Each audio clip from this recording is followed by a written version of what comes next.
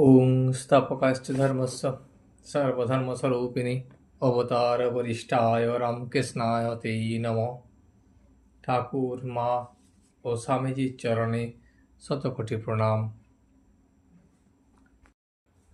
শুক্রবার, বৈশাখের শুক্লা দশমী তিথি, 24 এপ্রিল 1885 খ্রিস্টাব্দ। ঠাকুর শ্রী রামকৃষ্ণ আজ কলিকাতায় আসিয়াছেন। মাস্টার আন্দাজ বেলা 1টার সময় বলরামের বৈঠকখানায় গিয়ে দেখেন ঠাকুর নিদ্রিত। সেখানে আরো 2-1টি ভক্ত বিশ্রাম করিতেছেন। তখন মাস্টার এক পাশে বসিয়া সেই সুপ্ত বালক মূর্তি দেখিতেছেন আর ভাবিতেছেন, কি আশ্চর্য, এই মহাপুরুষ ইনিও প্রাকৃত লোকের ন্যায় নিদ্রায় অভিভূত হইয়া শুইয়া আছেন। ইনিও জীবের ধর্ম স্বীকার করিয়াছেন। মাস্টার আস্তে আস্তে একখানি পাখা লইয়া হাওয়া করিতেছেন। কিছুক্ষণ পরে ঠাকুর শ্রী রামকৃষ্ণের নিদ্রা ভঙ্গ হইল। এলোথেলো হইয়া তিনি উঠিয়া বসিলেন। মাস্টার ভূমিষ্ঠ হইয়া তাহাকে প্রণাম ও তাহার পদধূলি গ্রহণ করিলেন। ঠাকুর মাস্টারকে বলিলেন, ভালো আছো? কে জানে বাপু, আমার গলায় বিচি হয়েছে। শেষ রাত্রে বড় কষ্ট হয়। কিসে যে ভালো হয় বাপু? আবার চিন্তিত হইয়া বলিলেন, আমের অম্বল করেছিল, সব একটু একটু খেলুম। তারপর মাস্টারকে বললেন, তোমার পরিবার কেমন আছে? সেদিন কাহিল দেখলুম, ঠান্ডা একটু একটু দেবে। মাস্টার বলিলেন, আজ্ঞা, ডাব ডাব? ঠাকুর বললেন, হ্যাঁ, মিজরির শরবত খাওয়াও ভালো। মাস্টার আবার বলিলেন, আমি রবিবার বাড়ি গিয়েছি। ঠাকুর তখন বলিলেন, বেশ করেছ, বাড়িতে থাকা তোমার সুবিধে। বাপ টাপ সকলে আছে, তোমায় সংসার তত দেখতে হবে না। কত কথা কইতে কইতে ঠাকুরের মুখ শুকাইতে লাগিল। তখন বালকের ন্যায় জিজ্ঞাসা করিতেছেন। মাস্টারকে বলিলেন, আমার মুখ শুকুচ্ছে, সবার কি মুখ শুকুচ্ছে? মাস্টার বলিল, যোগীনবাবু, তোমার কি মুখ শুকুচ্ছে?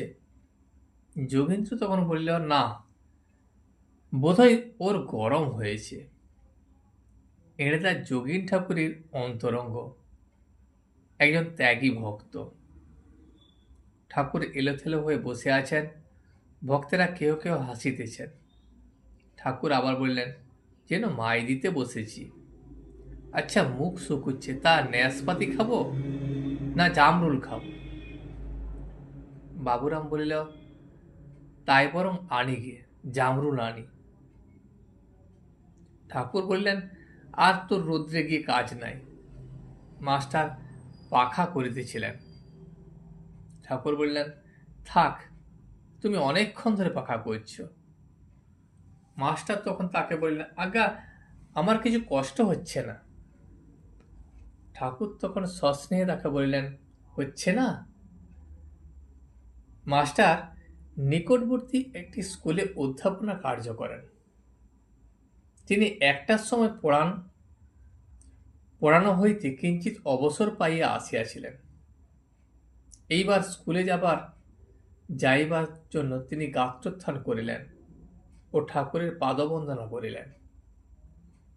ঠাকুর মাস্টারকে বলিলেন, এখনই যাবে? একজন ভক্ত তখন বলিলেন, স্কুলের এখনো ছুটি হয় নাই, উনি মাঝে একবার এসেছিলেন। ঠাকুর তখন হাসিতে হাসিতে বলিল, যেমন গিন্নি, 7-8টি ছেলে বিয়েন, সংসারে রাত দিন কাজ, আবার ওর মধ্যে একবার এসে স্বামীর সেবা করে যায়। 4টের পর স্কুলের ছুটি হইল। মাস্টার তখন বলরামবাবুর বাহিরের ঘরে আসিয়া দেখেন ঠাকুরের সহাস্য বদন, তিনি বসিয়া আছেন। সংবাদ পাইয়া একে একে ভক্তগণ আসিয়া জুটিতেছেন। ছোট নরেন ও রামও আসিয়াছেন, নরেন্দ্র আসিয়াছেন। মাস্টার প্রণাম করিয়া আসন গ্রহণ করিলেন। বাড়ির ভিতর হইতে বলরাম থালায় করিয়া ঠাকুরের জন্য মোহনভোগ পাঠাইয়াছেন, কেননা ঠাকুরের গলায় বিচি হইয়াছে।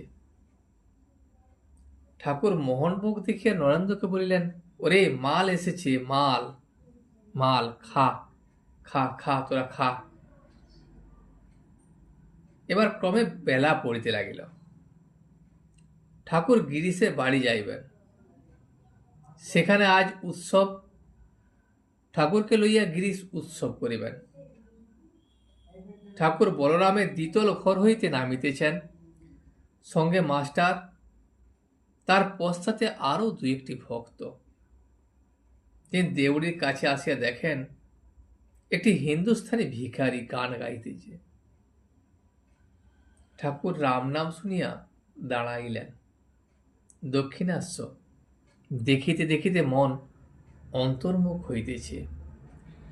এইরূপভাবে খানিকক্ষণ দাঁড়াইয়া রহিলেন, আর মাস্টারকে বলিলেন, বেশ ভালো সুর। একজন ভক্ত ভিক্ষুককে 4টি পয়সা দিলেন। ঠাকুর বোসপাড়ার গলিতে প্রবেশ করিয়াছেন। তখন হাসিতে হাসিতে মাস্টারকে বললেন, হেগা কি বলে, পরমহংসের ফৌজ আসছে। সারা বলে কি? ভক্ত সঙ্গে ঠাকুর গিরিশের বাহিরের ঘর প্রবেশ করিলেন। গিরিশ অনেকগুলি ভক্তকে নিমন্ত্রণ করিয়াছেন, তাহারা অনেকেই সমবেত হইয়াছেন। ঠাকুর আসিয়াছেন শুনিয়া সকলে দণ্ডায়মান হইয়া রহিলেন। ঠাকুর সহাস্য বদনে আসন গ্রহণ করিলেন। ভক্তেরাও সকলে বসিলেন। গিরিশ, মহিমাচরণ, রাম, ভবনাথ ইত্যাদি অনেক ভক্ত বসিয়াছিলেন। এছাড়া ঠাকুরের সঙ্গে অনেকে আসিলেন। বাবুরাম, যোগিন, 2 নরেন্দ্র, চুনি, বলরাম ইত্যাদি। ঠাকুর মহিমাচরণকে বলিলেন, আমি গিরিশ ঘোষকে বললুম তোমার নাম করে। একজন লোক আছে গভীর, তোমার 1 হাঁটু জল, তা এখন যা বলেছি তা মিলিয়ে দাও দেখি। তোমরা দুজন বিচার করো, কিন্তু রফা করো না। মহিমাচরণ ও গিরিশের বিচার হইতে লাগিল। একটু আরম্ভ হইতে না হইতেই রাম বলিলেন, ওসব থাক, কীর্তন হোক। তখন ঠাকুর রামকে বলিলেন, না না, এর অনেক মানে আছে। এরা সব ইংলিশম্যান, এরা কি বলে আমি দেখি। মহিমাচরণের মত হল, সকলেই শ্রীকৃষ্ণ হতে পারে, সাধন করিতে পারিলেই হইল। আর গিরিশের মত হইল, শ্রীকৃষ্ণ অবতার, মানুষ 1000 সাধন করুক, অবতারের মতো কেউ হইতে পারিবে না। তখন মহিমাচরণ বলিল, কিরকম জানেন? যেমন বেলগাছটা আম গাছ হতে পারে, প্রতিবন্ধক পথ থেকে গেলেই হলো। যোগের প্রক্রিয়া দ্বারা প্রতিবন্ধকতা চলে যায়। গিরিশ আবার বলিল, তা মশাই যাই বলুন, যোগের প্রক্রিয়ায় বলুন আর যাই বলুন, সেটি হতে পারে না। কৃষ্ণই কৃষ্ণ হতে পারেন যদি সেই সব ভাব, মনে করুন রাধার ভাব কারো ভিতরে থাকে, তবে সে ব্যক্তি সেই, অর্থাৎ সে ব্যক্তি রাধা স্বয়ং। শ্রীকৃষ্ণের সমস্ত ভাব যদি কারো ভিতর দেখতে পায়, তখন বুঝতে হবে যে আমি শ্রীকৃষ্ণকেই দেখছি। মহিমাচরণ বিচার বেশি দূর লইয়া যাইতে পারিলেন না। অবশেষে একরকম গিরিশের কথায় সাই দিলেন। মহিমাচরণ গিরিশকে বললেন, হ্যাঁ মহাশয়, 2 সত্য। জ্ঞানপথ সত্য, সেও তাঁর ইচ্ছে, আবার প্রেম ভক্তি সবই তাঁর ইচ্ছে। ইনি যেমন বলেন ভিন্ন পথ দিয়ে এক জায়গায় পৌঁছানো যায়। ঠাকুর মহিমাকে বললেন, কেমন ঠিক বলছি না? মহিমাও বললেন, আগে যা বলেছেন তুই সত্য। ঠাকুর আবার বললেন, আপনি দেখলে ওর কি বিশ্বাস? জল খেতে ভুলে গেল। আপনি যদি না মানতে তাহলে টুঁটি ছিঁড়ে খেত। যেমন কুকুরে মাংস খায়।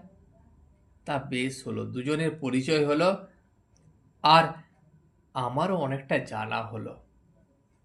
আজ এই পর্যন্তই। ভিডিওটি শেষ পর্যন্ত দেখার জন্য আপনাকে অসংখ্য ধন্যবাদ। ভিডিওটি যদি আপনার ভালো লেগে থাকে তাহলে একটা লাইক, কমেন্ট এবং বন্ধুর সাথে শেয়ার করে দেবেন। সাবস্ক্রাইব করে পাশে থাকা বেল আইকনটি বাজিয়ে দেবেন, যাতে আপনাদের নতুন ভিডিওগুলি সর্বপ্রথম আপনার কাছে পৌঁছে যায়। জয় শ্রী রামকৃষ্ণ, জয় শ্রী রামকৃষ্ণ, জয় শ্রী রামকৃষ্ণ।